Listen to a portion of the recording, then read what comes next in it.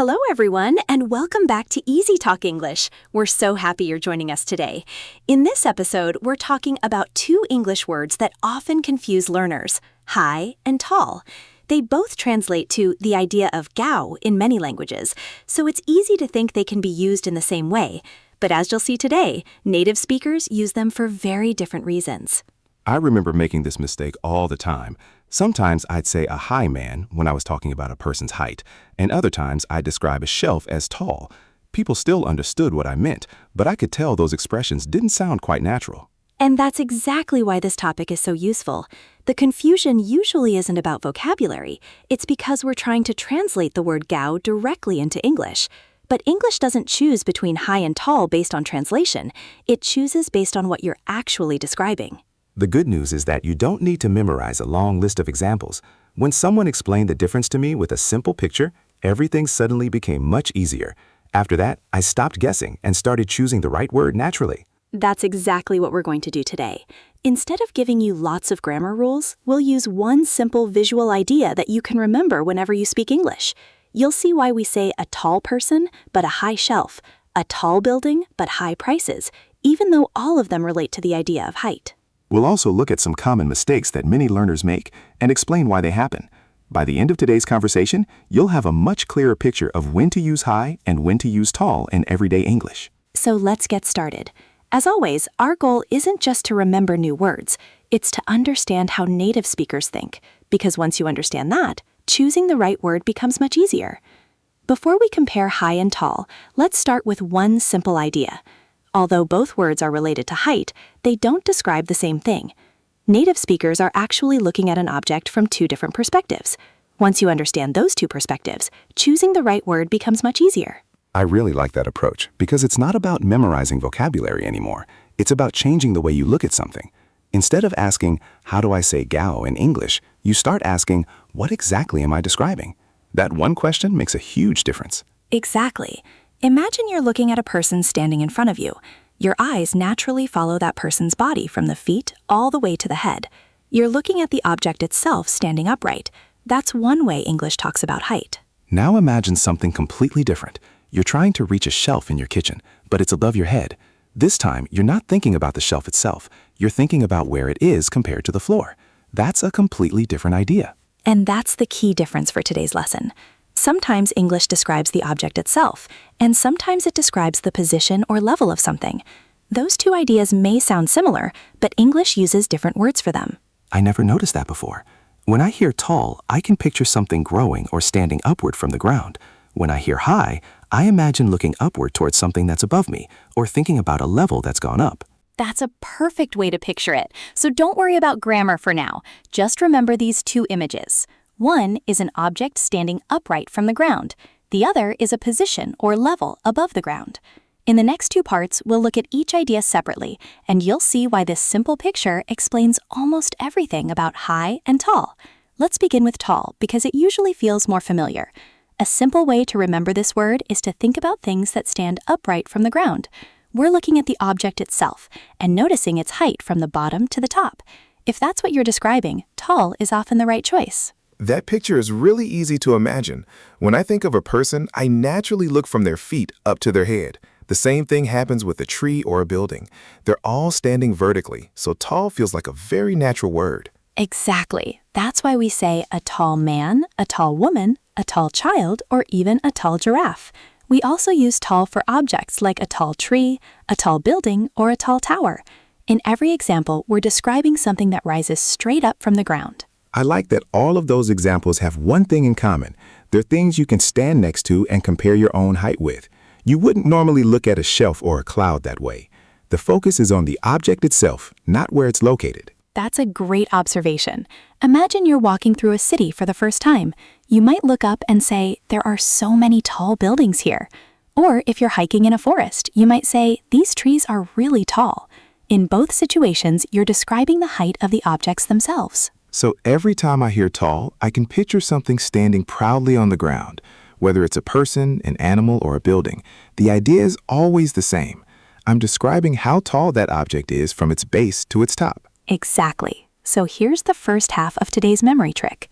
Tall is for people, animals, trees. buildings, towers, and other things that stand upright. Don't think about the word height.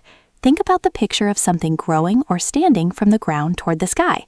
That image will help you choose tall much more naturally. Now let's look at high. Unlike tall, this word doesn't usually describe the object itself.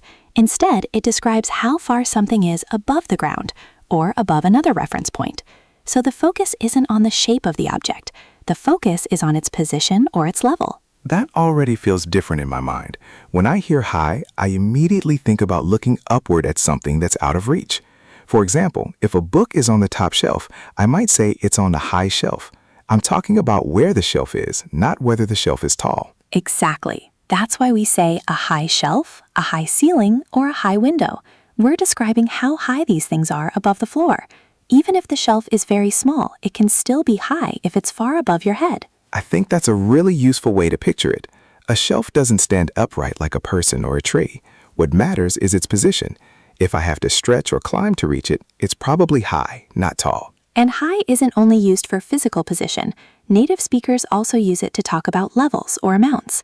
That's why you'll hear expressions like high prices, high temperatures, high scores, high pressure, and high expectations.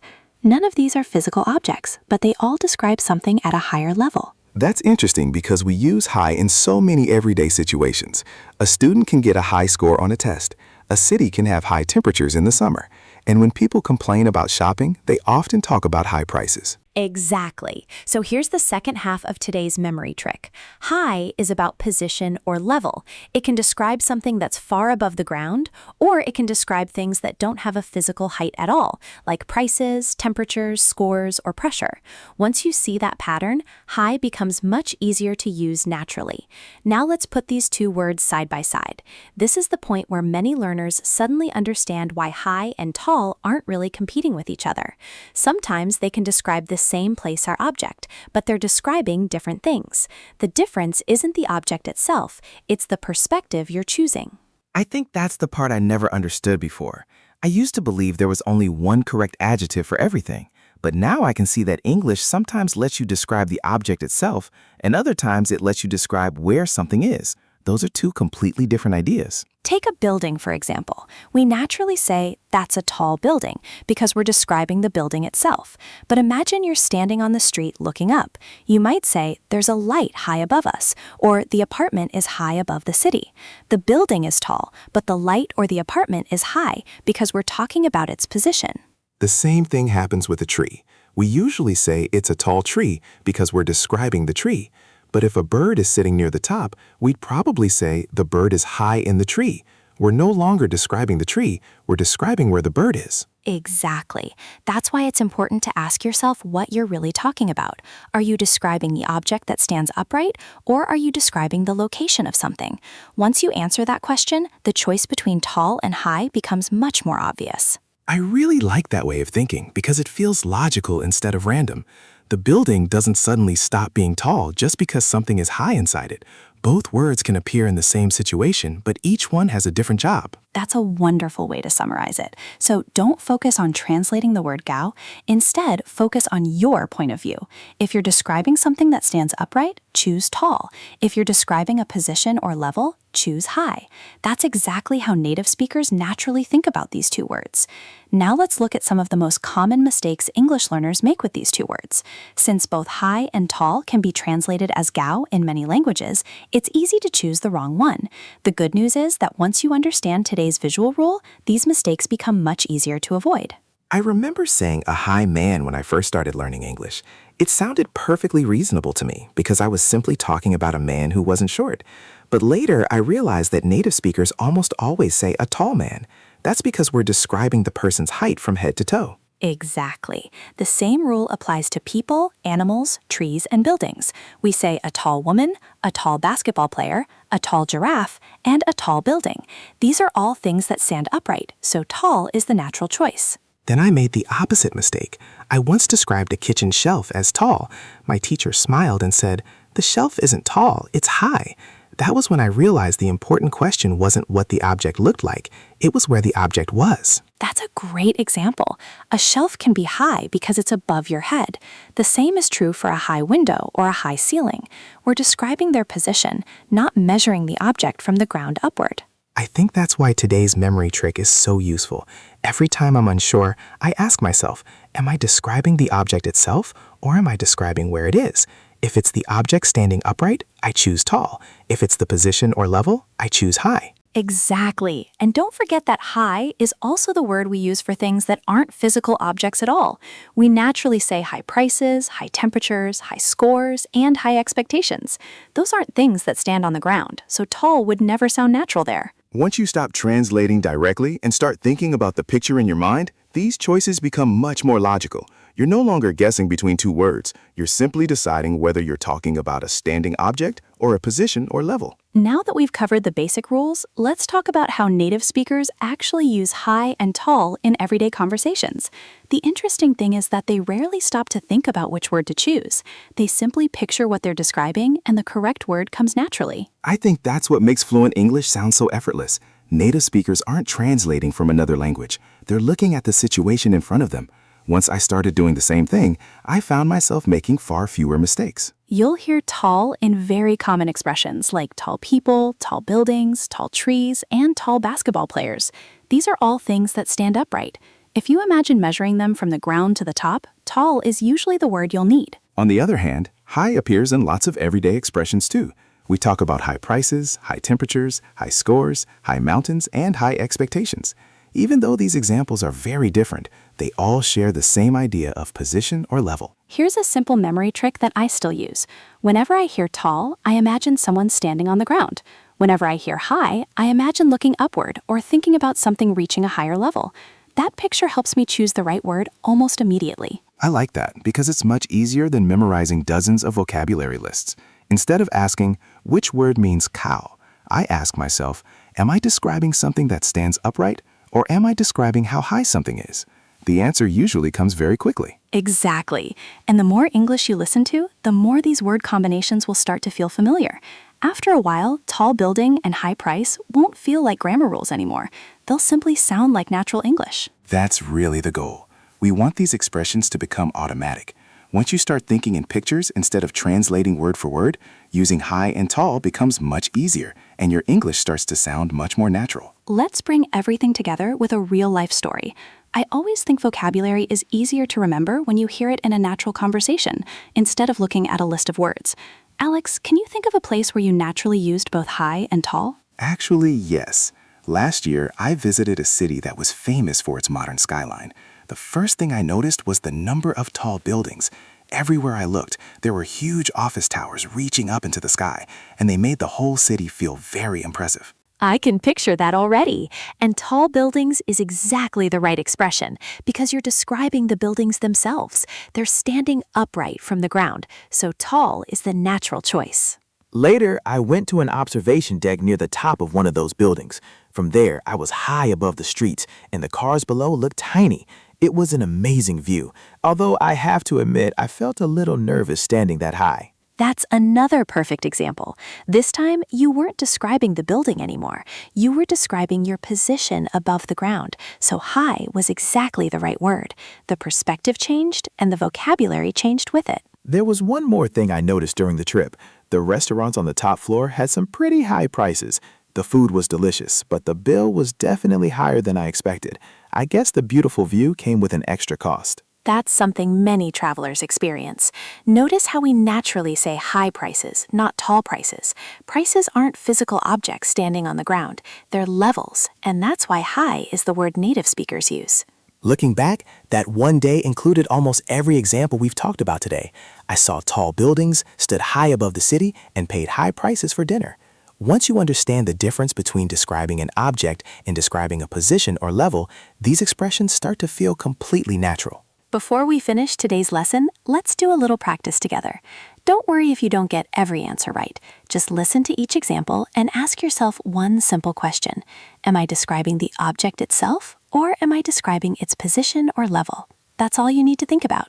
I really like that question because it makes everything much easier. Instead of translating the word chow into English, you're focusing on the picture in your mind. Once you know what you're describing, choosing between high and tall becomes much more natural. Let's start with an easy one. Imagine someone says she's a very tall basketball player. Why do we use tall? because we're describing the person's height. She's standing upright, and we're measuring her from the ground to the top of her head. Now try this example.